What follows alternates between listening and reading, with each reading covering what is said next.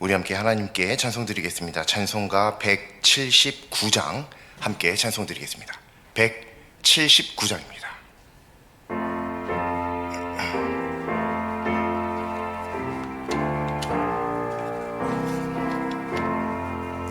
주 예수의 강림이 가까우니 저 천국을 얻을 자 회개하라. 주 성령도 너희를 부르시고 무천사도 나와서 영접하네. 주 예수님 너희를 찾으시니 왜 의심을 하면서 오지 않나.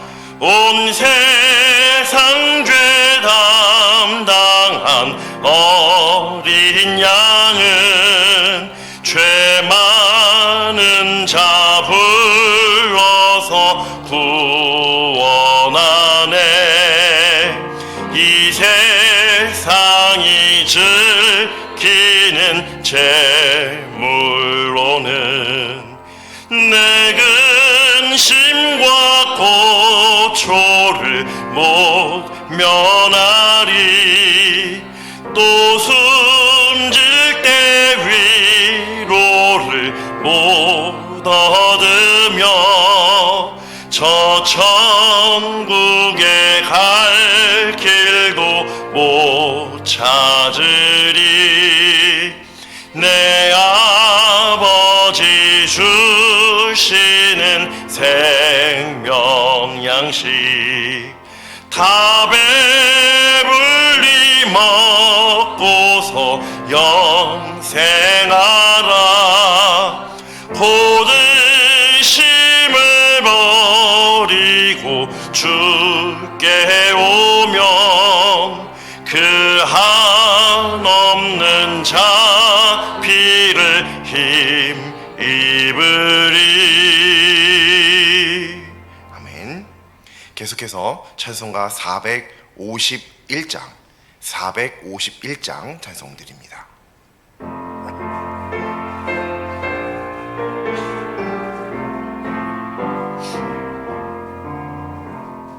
예수 영광 버리사 사람 되신 것 보고 너도 고난 당하나 길이 참으라.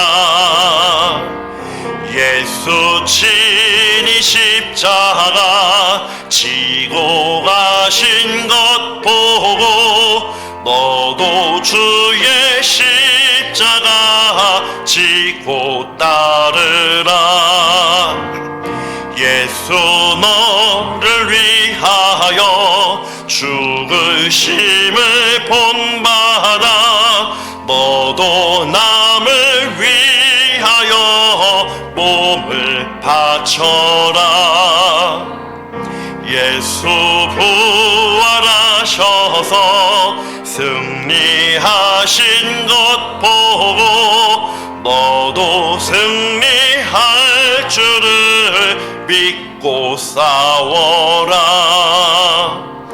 예수 승천하셔서 영광 받으심 보고 너도 영광 받을 줄 믿고 섬겨라. 예수 다시 오셔서 상을 주실 줄 믿고 너도 상을 얻도록 참고 참으라. 아멘. 사도신경으로 하나님께 신앙 고백 드리겠습니다. 나는 전능하신 아버지 하나님, 천지의 창조주를 믿습니다. 나는 그의 유일하신 아들, 우리 주 예수 그리스도를 믿습니다. 그는 성령으로 잉태되어 동정녀 마리아에게서 나시고 본디오 빌라도에게 고난을 받아 십자가에 못 박혀 죽으시고 장사된 지 사흘 만에 죽은 자 가운데서 다시 살아나셨으며 하늘에 오르시어 전능하신 아버지 하나님 우편에 앉아 계시다가 거기로부터 살아있는 자와 죽은 자를 심판하러 오십니다. 나는 성령을 믿으며 거룩한 공교회와 성도의 교제와 죄를 용서받는 것과 몸의 부활과 영생을 믿습니다. 아멘. 찬송가 197장 함께 찬송드립니다.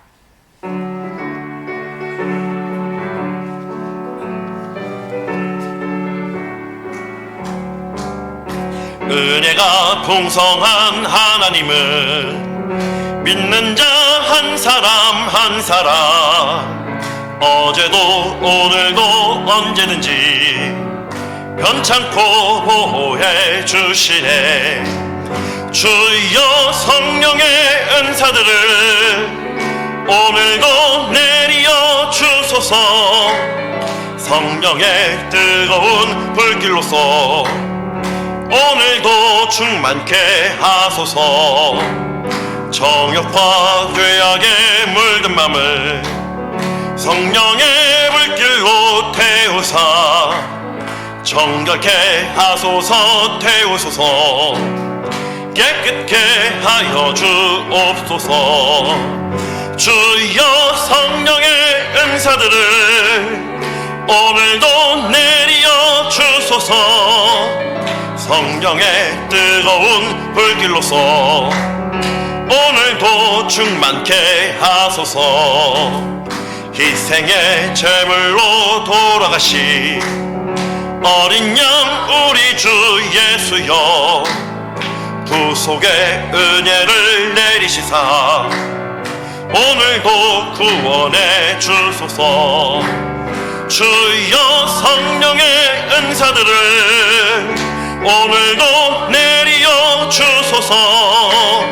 성령의 뜨거운 불길로서 오늘도 충만케 하소서.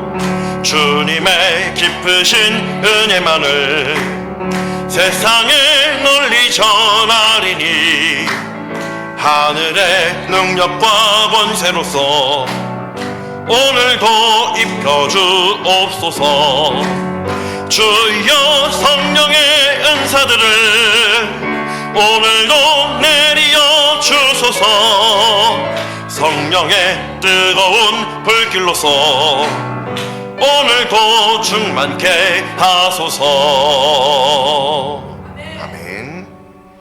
오늘 하나님 말씀은 구약성경 시편 41편 1절부터 4절까지 말씀입니다. 시편 41편 1절부터 4절까지 말씀입니다. 제 성경으로는 구약성경 832쪽에 있습니다. 구약성경 832쪽 시편 41편 1절부터 4절까지 말씀 합독하겠습니다. 가난한 자를 보살피는 자에게 복이 있으며 재앙의 날에 여호와께서 그를 건지시리로다. 여호와께서 그를 지키사 살게 하시리니 그가 이 세상에서 복을 받을 것이라. 주여 그를 그 원수들의 뜻에 맡기지 마소서. 여호와께서 그를 병상에서 붙드시고 그가 누워 있을 때마다 그의 병을 고쳐 주시나이다. 내가 말하기를 여호와여 내게 은혜를 베푸소서. 내가 주께 범죄하였사오니 나를 고치소서 하였나이다. 아멘. 경주를 할 때 결승점을 향해 똑바로 나아가는 것은 매우 중요합니다. 물론 속도가 중요함은 분명하지만 방향이 잘못되면 제 아무리 속도가 빨라도 소용없기 때문입니다. 이는 믿음의 삶에도 마찬가지입니다. 믿음의 삶에서도 방향이 잘못되면 허사입니다. 그러므로 하나님의 자녀에겐 이 믿음의 삶을 인도해 주시는 하나님의 은혜가 반드시 필요합니다. 오늘 하나님의 말씀을 통해서 인도자 되시는 하나님을 함께 만나는 우리 모두가 되기를 바랍니다. 오늘 하나님의 말씀을 보면 하나님의 자녀가 닮아야 하는 의인의 모습 하나와 또 하나님의 자녀가 절대로 닮지 말아야 하는 악인의 모습 한 가지 하나를 확인할 수 있습니다. 하나님의 자녀가 닮아야 하는 의인의 모습은 가난한 자를 보살피는 것입니다. 그리고 하나님의 자녀가 절대로 닮지 말아야 할 악인의 모습은 바로 그 가난한 자가 절대로 다시는 일어서지 못할 것이다 라고 하는 것. 이것을 닮아서는 안 되는 것입니다. 1절 말씀을 보면 가난한 자를 보살피는 자에게 복이 있다라고 말씀이 시작됩니다. 그리고 그 복이란 무엇인가? 구체적으로 그 다음에 이어지는데 재앙의 날에 여호와께서 그를 건지실 것이다. 이렇게 말씀이 나와 있습니다. 그리고 2절 말씀을 보면 이 세상에서 복을 받는데 그가 이 세상에서 복을 받는데 그 복이 여호와께서 그를 지키사 살게 해주시는 것 이것이다 라고 설명이 되어 있습니다. 그리고 3절 말씀을 보면 여호와께서 그를 병상에서 붙드시고 또 그가 누워있을 때마다 그의 병을 고쳐주신다는 말씀을 확인할 수 있습니다. 그리고 4절 말씀에서 보면 다윗은 하나님께 은혜를 구합니다. 그 은혜는 하나님께 범죄한 다윗을 고쳐달라고 하는 고쳐주시는 은혜, 이 질병으로부터 고쳐주시는 은혜를 다윗이 하나님께 구합니다. 이렇게 오늘 하나님의 말씀을 보면 결국 다윗은 하나님께서 가난한 자를 보살펴 주는 그런 자에게 병을 고쳐주시는 복을 허락해 주시는 하나님이시니, 그렇다면 그동안 이렇게 가난한 자를 보살피는 삶을 살았던 다윗 자기 자신에게 하나님 이 질병을 고쳐주시옵소서라고 하나님께 은혜를 구하는 그런 말씀인 것을 확인할 수 있습니다. 1절부터 3절 말씀을 보면 하나님의 자녀가 가난한 자를 보살펴야 하는 이유에 대해서 잘 알 수 있습니다.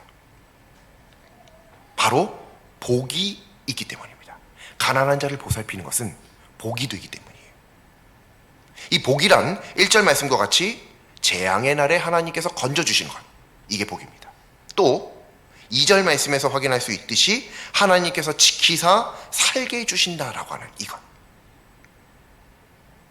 즉 1절 말씀의 재앙의 날에 하나님께서 건져주시는 것. 그럼 이 재앙의 날이 어떤 날인가? 그리고 재앙의 날에 건져주신다라고 하는 것은 도대체 어떤 의미인가? 이게 바로 2절 말씀이다라고 하는 거죠. 2절 말씀에 하나님께서 지켜주시는 거예요. 살게 해주신다는 것이죠. 살게 해준다라고 하는 것의 반대는 죽는다는 거죠. 즉 죽음의 위기로부터 건져주시는, 생명으로 하여금 살게 해주시는 그런 하나님의 은혜가 바로 1절 말씀에 나와 있는 재앙의 날에 여호와께서 건져주시는 것, 이것이다라고 하는 거예요. 그리고 이게 뭐냐? 복이다라고 하는 겁니다.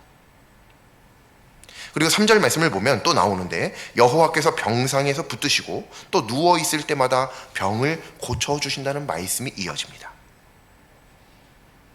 이렇게 하나님께서 재앙의 날에 건져주시는 것은 병을 고쳐주시는 것에까지 확장하고 있는 것을 확인할 수 있습니다. 좀 더 깊이 들어가 보면요, 1절 말씀에 보살펴야 하는 그 대상, 이 사람을 가난한 자라고 지금 표현하고 있거든요.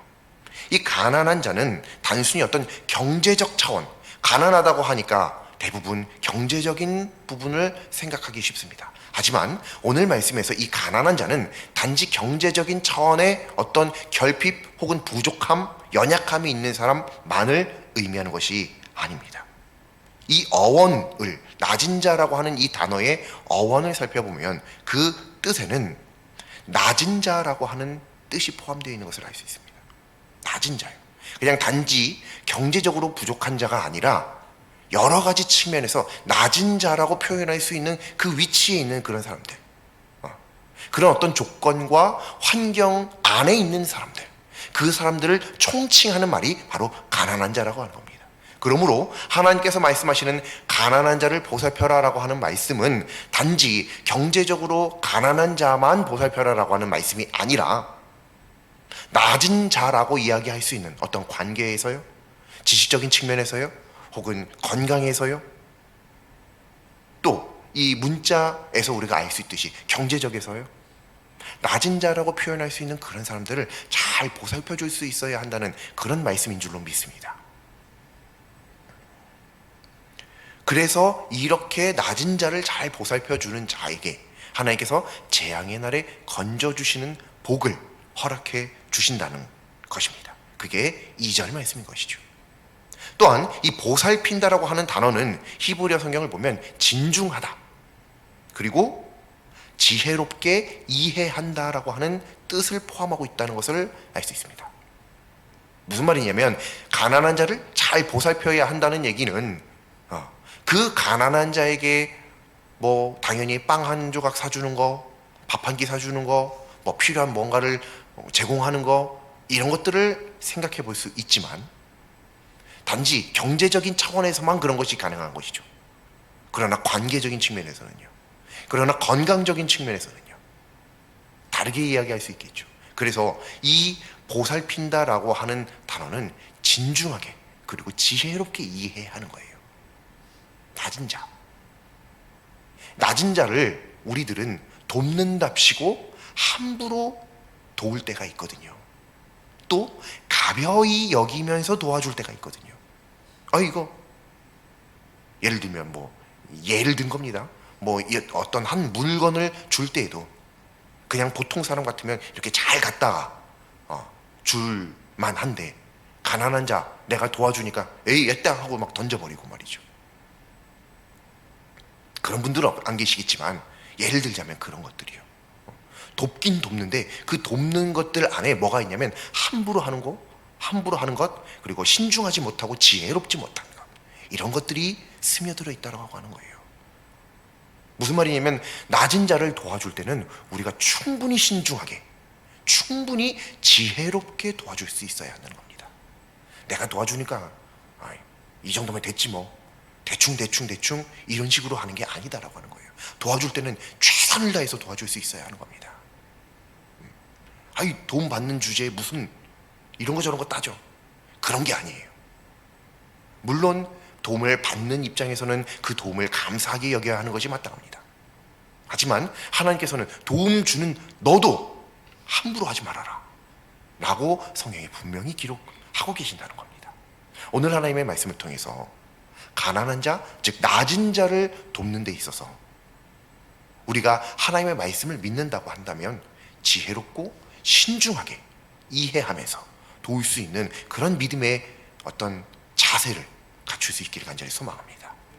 오늘 하나님의 말씀은 절대로 어떤 그저 도덕이나 윤리적 차원에서의 어떤 어려움에 부닥친 사람을 도와줘야 한다라고 하는 그 정도의 말씀이 아닙니다.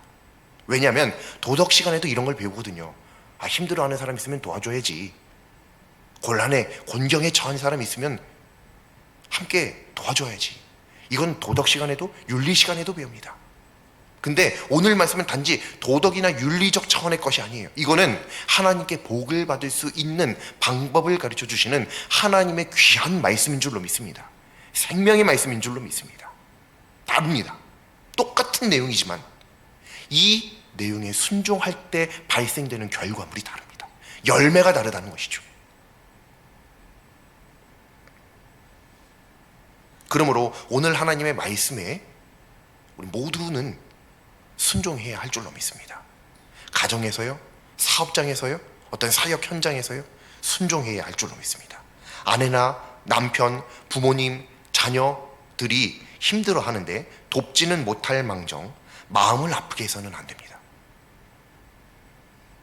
사업장의 동료나 상급자, 하급자가 어려워하는데 친절하게 안내하지는 못할 망정 구박만 해서는 안 되는 것입니다.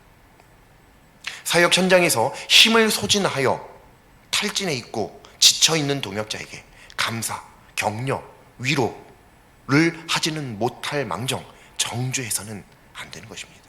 부디 오늘 하나님의 말씀이 각자 나의 믿음을 반성해 볼 수 있는 귀한 생명의 말씀이기를 간절히 소망합니다. 특별히 우리 주변에 뭐 가정뿐만 아니라 사업장뿐만 아니라 특별히 우리 교회 안에서도 말이죠. 믿음의 동역자들 안에서도 말이죠. 얼마나 많은 사역들이 있고 어떤 사역 하나를 성공적으로 순종해내기 위해서 얼마나 많은 손길들, 애쓰는 손길들이 필요한지 모르겠습니다. 근데 돕는 자가 부족하면 너무나도 어렵습니다. 돕는 자. 그 어떤 제 아무리 대단한 사람이라도 혼자서는 모든 사역을 완벽하게 해낼 수 없습니다. 반드시 허점이 생기기 마련입니다. 그거는 목회자도 똑같습니다. 어떤 능력 있는 목회자도 똑같습니다. 어떤 능력 있는 장로님도 똑같습니다. 어떤 능력 있는 관사님, 집사님도 다 똑같습니다. 도와주셔야 됩니다. 어떤 사역에 어떤 공석, 빈자리가 생기면 당연히 그 일을 누군가가 대신해야 하는데 그 일을 하는 만큼 어려움이 생길 수밖에 없겠죠. 그러면 도와주셔야 됩니다. 아, 이런 공석이 생겼네, 이런 빈자리가 생겼네, 이것을 누군가는 메꾸기 위해서, 왜냐하면 그것이 없으면 안 되니까 말이죠. 누군가는 그 일을 대신해야 되니까. 대신 하다가 보니 당연히 그 일을 나는 하지 않고 누군가는 하지 않는데 또 누군가는 한다고 한다면 그 할 때 추가적으로 더 이미 하고 있는 사역들이 있는데도 더 많은 사역들을 더 감당해 가면서 어렵고 힘듦에 처하는 그런 동역자들이 분명히 존재할 거거든요. 왜 그걸 해서 생각을 못하냐는 거예요. 그렇다면 그들을 누가 이거 지금 하고 있지? 내가 뭐라도 도와줘야 되겠다 라는 생각을 어찌 적극적으로 하지 않을 수 있겠느냐는 말입니다.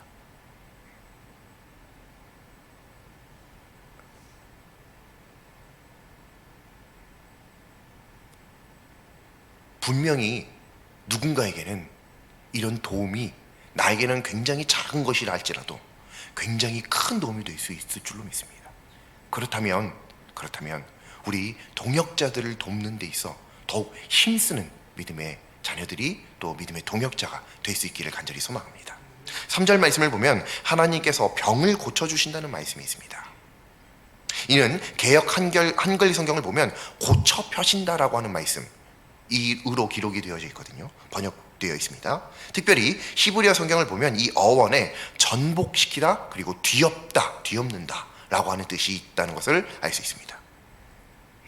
즉 3절 말씀은 병과 병상을 뒤집어 엎으시고 전복시키신다는 말씀인 것입니다. 이것은 방향성을 의미하는 것입니다. 무엇이냐면 질병의 길을 하나님께서 뒤집어 엎으시고 건강하게 인도하신다는 것이죠. 온전한 방향으로 인도해 주신다는 말씀입니다. 그런데 여기에서요, 이 말씀만 보는 게 아니고 꼭 2절 말씀도 함께 봐야 합니다. 2절 말씀이요. 2절 말씀을 보면 복을 받을 것이다 라고 하는 말씀이 있죠. 이 2절 말씀을 보면 우리가 생각나는 말씀도 있습니다. 긍휼히 여기는 자는 복이 있나니 그가 긍휼히 여김을 얻을 것이다 라고 하는 말씀과 사실은 매우 밀접한 관련이 있는 말씀입니다. 이 2절 말씀이에요. 그런데 그것만 생각하는 게 아니고 복을 받을 것이다 라고 하는 이 부분의 말씀을 히브리어 성경을 보면 이게 복을 받는다 라고 하는 이쪽 단어가 곧다, 똑바로 가다 라고 하는 방향성과 관련되어 있는 말씀이다 라고 하는 것을 알 수 있습니다. 그래서 2절 말씀과 꼭 같이 봐야 되는 거예요.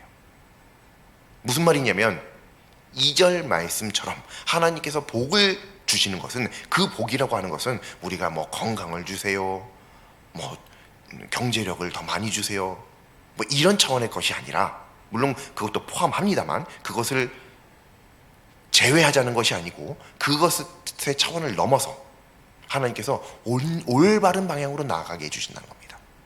그리고 그 올바른 방향을 곧게 나아가게 해주신다는 것, 이게 하나님께서 주시는 복이에요. 그런데 그 하나님께서 병을 고쳐주신다, 이게 뭐라고요? 뒤집어 엎으신다는 거예요.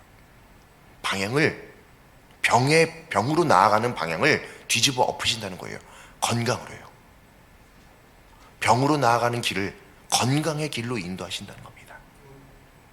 그런 분이 하나님이신 거예요. 즉 하나님은 길을 곧게 펴시는 하나님이신 줄로 믿습니다. 특별히 5절 말씀을 보면 가난한 자, 낮은 자를 이 보살피지 않는 악인을 볼 수 있습니다. 악인이요. 우리가 오늘 말씀을 보면 본받아야 하는 의인의 모습 하나가 있고요, 또 본받지 말아야 할 악인의 모습 하나가 있거든요. 본받아야만 하는 의인의 모습은 가난한 자를 잘 보살피는 것, 이거죠. 그리고 본받지 말아야 할 것은 어떤 모습이냐면 5절 말씀에 나옵니다. 그는 가난한 자, 낮은 자가 어느 때에나 죽고 그의 이름이 언제나 없어질까. 저 사람 언제 사라지지? 언제 죽지? 언제 죽어 없어지지? 이렇게 생각하는 사람이라는 거죠. 이렇게 말하는 사람이라는 거예요. 네, 이 말씀은 이제 조금 더 수준이 있는, 조금 더 어려운 말씀으로 이루어져 있으니까 이 말씀보다 조금 더 가깝게 연결되어 있는 말씀이 있습니다. 8절 말씀입니다. 8절 말씀을 보면 뭐라고 나오냐면, 악인은 가난한 자, 낮은 자에 대해 말하기를 악한 병이 그에게 들었으니 이제 그가 눕고 다시 일어나지 못한다. 아까 병을 고치시는 하나님, 그것과 정확하게 바로 연결되는 말씀이다라고 하는 것을 확실하게 우리가 알 수 있죠. 즉 가난한 자, 낮은 자를 대하는 사람은 두 부류로 나타납니다. 의인은 신중하고 지혜롭게 그 가난한 자, 낮은 자를 대하지만 악인은 절대로 그가 회복할 수 없다고 하는 사람입니다. 하지만 시편 41편 말씀을 믿음으로 순종하는 의인은 어느 순간인가, 지금은 내가 가난한 자를 보살피는 자의 입장일 수 있지만 나도 어느 순간인가 가난한 자의 자리에 처하게 될 수가, 상황에 처하게 될 때가 오겠죠. 그때 내가 보살피지 않는다고 한다면 하나님의 복이 임하지 않는 거예요. 하나님의 복이라고 하는 것은 내가 바로 그렇게 가난한 자, 누군가의 보살핌을 꼭 필요로 하는 그런 가난한 자, 낮은 자의 처지가 되었을 때 하나님께서 뒤집어 엎으시는, 길을 곧게 하시고 똑바로 가게 해주시는 그 복을 받을 수 없다는 것입니다. 그러므로 우리는 아직 낮은 자, 가난한 자를 보살필 수 있을 만한 힘과 여력이 있을 이때 힘써 그들을 잘 보살펴야 할 줄로 믿습니다. 그것은 곧 내가 낮은 자, 내가 가난한 자가 되었을 때 나를 구원하실 하나님의 복을 미리 받는 것인 줄로 믿습니다. 오늘 하나님의 말씀을 통해서 하나님의 자녀가 닮아야 하는 의인의 모습 하나와 또 절대로 닮지 않아야 하는 악인의 모습 하나를 발견할 수 있습니다.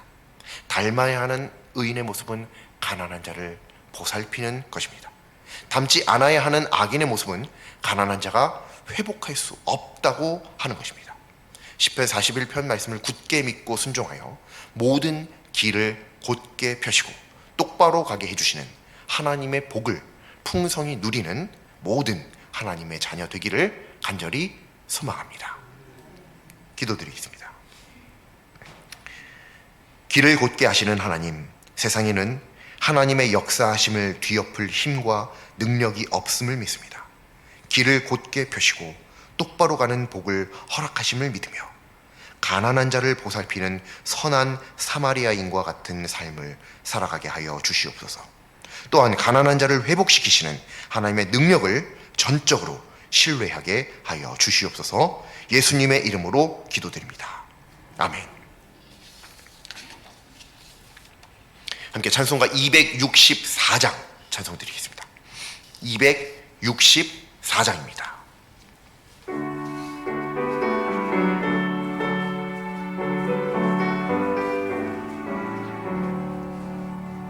정결하게 하는 셈이 나의 앞에 있도다.